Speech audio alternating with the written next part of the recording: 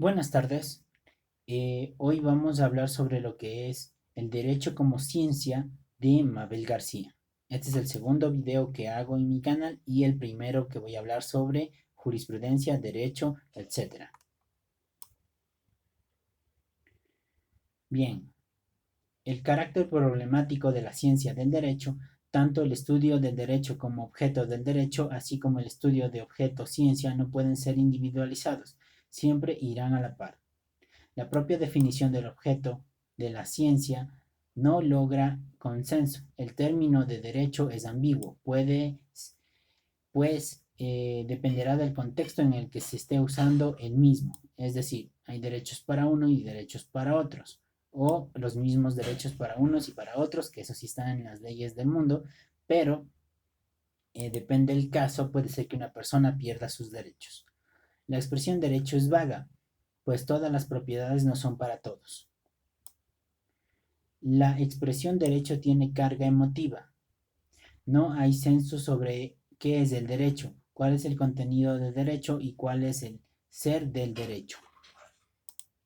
Espérenme un minuto, por favor, que voy a hacer más grande esta ventana. Ya.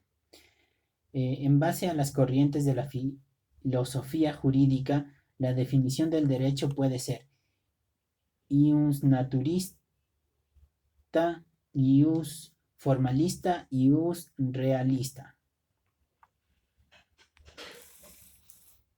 Vamos, estamos acá y listo. Ya. ¿Dónde me quedé? Ya. Sin embargo, la definición del derecho dependerá de la metodología en que se trate. Así puede ser analítica, deontológica, deóntica, egológica, estructuralista, funcionalista, histórica, marxista, semántica, entre otras. Para la corriente naturalista, el derecho se reduce a lo justo o lo natural. Para el ius formalismo es un análisis de las normas jurídicas, en tanto que el ius realismo manifiesta que el derecho es un hecho eficaz o real, debido a la ciencia del derecho, ocuparse de la conducta humana. No le interesa los valores sino los hechos. Y acepta el carácter normativo de la ciencia, por lo que los hechos sociales se refieren a las normas y no lo contrario.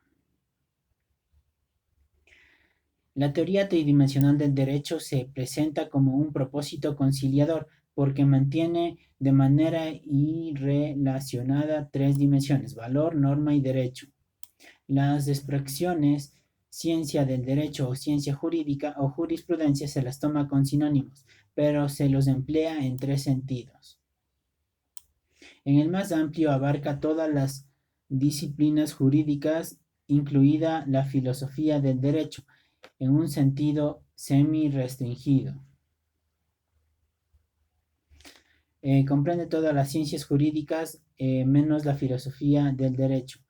En sentido estricto es sinónimo de dogmática jurídica, donde los procesos jurídicos guardan un orden y una coherencia en una época y un lugar determinados, estudiando los problemas relativos a su interpretación y aplicación. Vamos con el siguiente tema. La ciencia del derecho durante el siglo XIX. La ciencia del derecho comienza con Federico Carlos Savigny. No sé quién es. Vamos a ver quién es.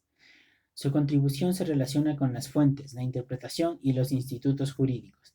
El instituto jurídico cambia con el tiempo y las relaciones humanas, pues no resultan del conjunto de las reglas jurídicas. Savigny considera tanto al método histórico como al método sistemático. Al primero porque para él cada ley se precisa un determinado momento de la historia, y el segundo porque con el mismo se da la comprensión de un todo coherente entre las normas jurídicas e institutos jurídicos.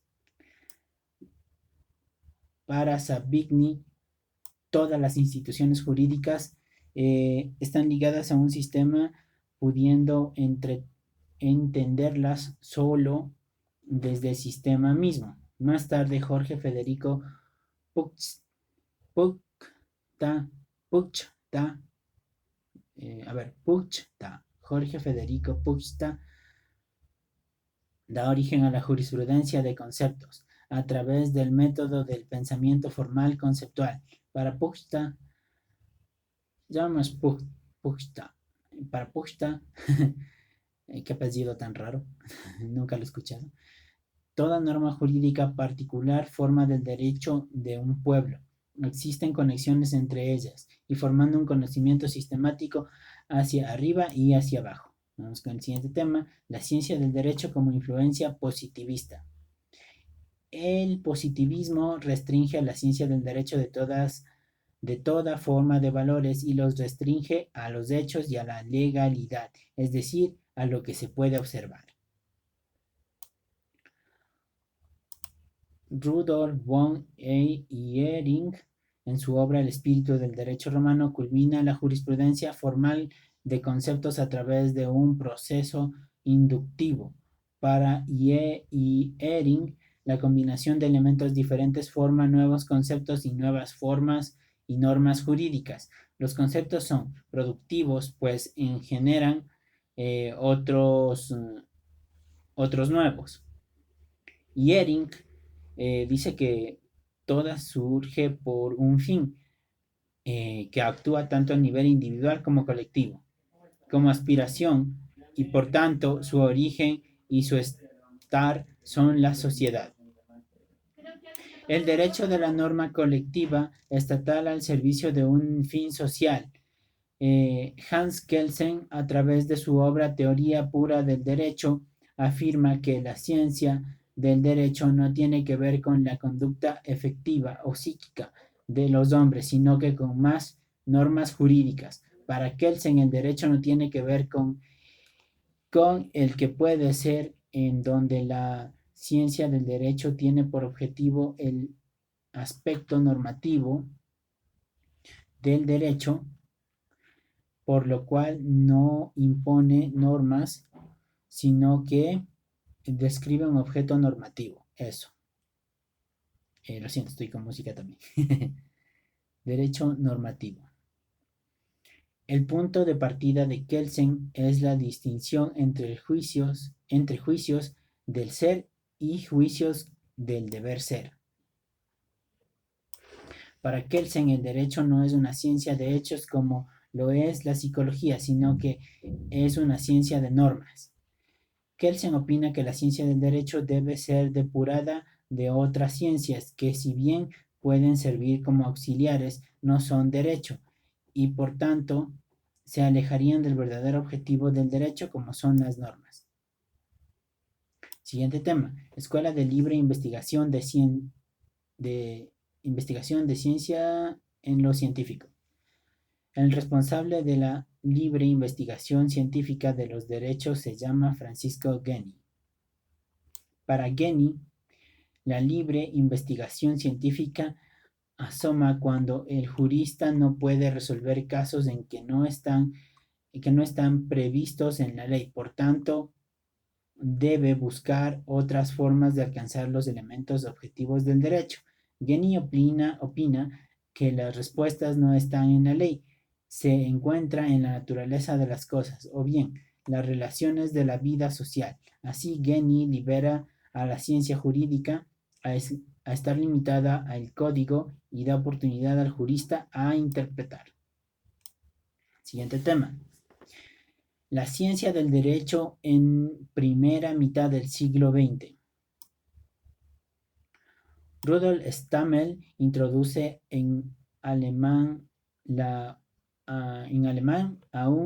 dice ahí clarito, en alemán un movimiento filosófico que se aparta del positivismo y maneja las corrientes del derecho natural y del histórico y del historicismo.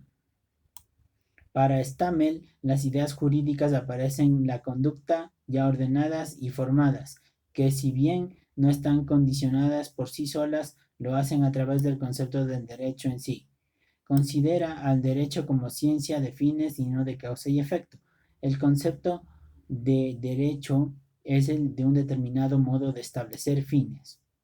Por tanto, la ciencia del derecho es independiente de la ciencia de la naturaleza, pues no pregunta por causas sino por fines. Es esencial del derecho el orientar y ordenar la idea del derecho, el que existan fines posibles en una determinada situación. Más tarde, Rickett introduce el concepto del valor al comprender e interpretar los objetos percibidos. Luego, Emil Lask hace referencia a un método de la jurisprudencia referido a los valores y fines. Entiende a la ciencia del derecho como una rama de las ciencias culturales empíricas, ya que se destaca entre la masa y acontece con determinados valores culturales. Posteriormente, Gustav Radbruch llevó el asunto a los valores de un tema formal a otro material. Para Radbruch, el valor principal es el de la justicia. Eso, hay que ejercer justicia en derecho. Por otro lado, Carlos Cosio hace referencia a la fenomenología y la filosofía existencial a través de la teoría ecológica del derecho. Para Cosio, el derecho es conducta. Siempre tienen que tener derecho y códigos de conducta. En tanto que según Cosio, la norma es un instrumento conceptual a través del cual se conoce la realidad del derecho, que es conducta. Cosio opina que la norma no es objeto, sino concepto. Para Cosio no existe una filosofía del derecho distinta a la de la ciencia jurídica. El valor positivo de la teoría egológica consiste en la meditación auténticamente filosófica sobre el problema de la ciencia del derecho. Algunas visiones de la ciencia del derecho en la segunda mitad del siglo XX. Dice, la ciencia del derecho según Alf Ross. Alf Ross es el representante del realismo jurídico e interpreta el derecho en la base a la específica eficacia social de este. Una proposición solo tiene sentido cuando puede ser verificada, constituido por el comportamiento, asumimos por los tribunales de que deciden las controversias jurídicas. La aplicación de los tribunales en la práctica permitirá constatar la certeza o no de las afirmaciones sobre su validez o vigencia que emitió la ciencia jurídica. Para Ross, las decisiones judiciales no atribuyen vigencias a las normas, sino verifican proposiciones de la ciencia jurídica que afirman tales vigencias. Respecto al carácter probabilista de las asesoraciones de la ciencia jurídica, Ross manifiesta que si bien en un principio pudieron haberse verificado, en el futuro esto puede cambiar, presentándose una nueva aserción a ser verificada. Entonces el conocimiento científico en la ciencia jurídica es relativo, pero no por ello pierde su autentificación científica. Ross concibe a la ciencia del derecho como un conjunto de proporciones verificables empíricamente que requieren ser avaladas por las decisiones de jueces y magistrados, dependiendo por tanto de los tribunales el que una norma sea vigente o válida. Ciencia del derecho según Norberto Bobbio. Bobbio no tiene una teoría explícita. En el año de 1950, Bobbio concibe la existencia del derecho a través de la duplicidad de lo científico y lo real. Sostiene que la ciencia jurídica es una ciencia empírica con algunas características de las ciencias formales. Tanto la normatividad como la empiricidad son proposiciones jurídicas dadas por la experiencia.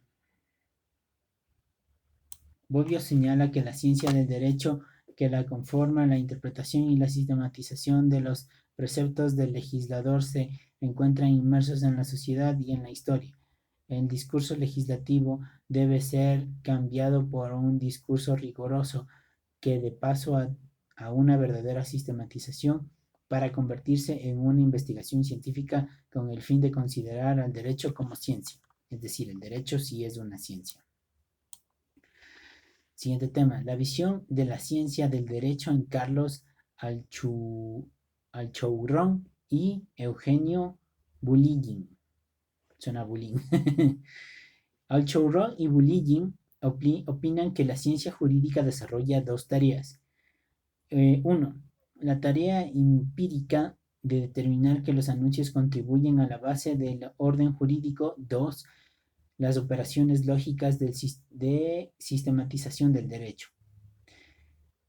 En la tarea empírica de determinar qué enunciados contribuyen en la base de un orden jurídico, se derivan las consecuencias lógicas de los enunciados que constituyen la base del sistema, empleando ciertas reglas de inferencia. Esto permite mostrar los defectos lógicos, lagunas, contradicciones y redundancias que el sistema pueda tener.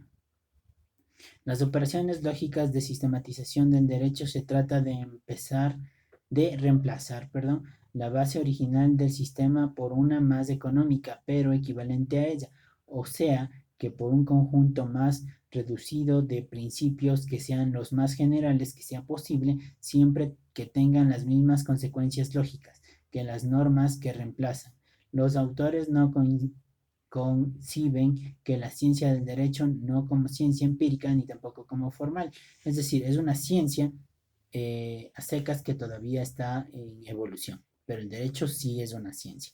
Bueno, espero que les haya gustado este libro leído e interpretado por mí, de los aspectos importantes a considerar del artículo del derecho como ciencia de Mabel García, es decir, el derecho como ciencia. Bueno, si te gustó el video, dale like y suscríbete por aquí o suscríbete por acá. Gracias, hasta la próxima.